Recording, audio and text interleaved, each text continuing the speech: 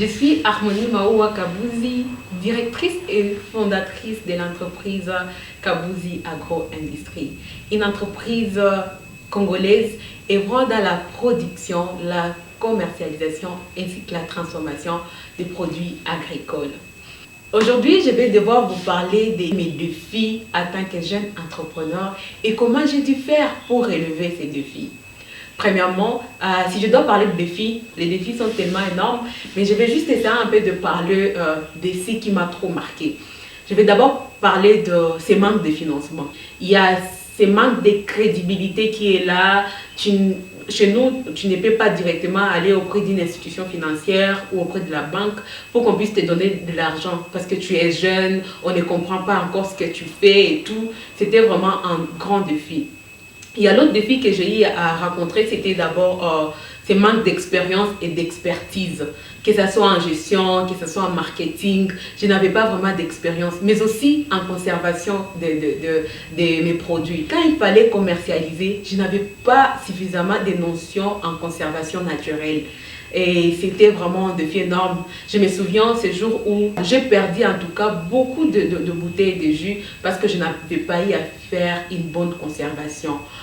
C'était vraiment un défi énorme pour moi. Je me demandais, est-ce qu'il faut que j'entreprenne vraiment? Je commençais à me poser la question, est-ce que vraiment l'entrepreneuriat est fait pour moi?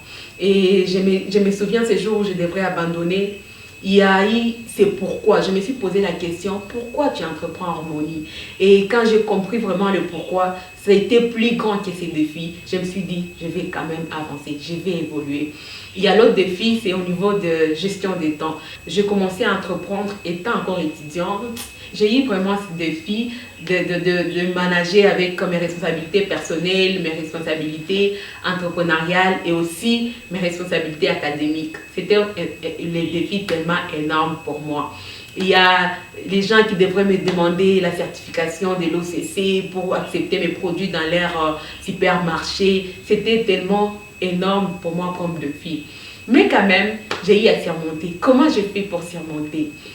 Avec le manque de fonds, je me suis dit, je vais aller avec la force que j'ai. Je commence vraiment avec le peu que j'ai. J'ai commencé avec le moyen minime que j'avais.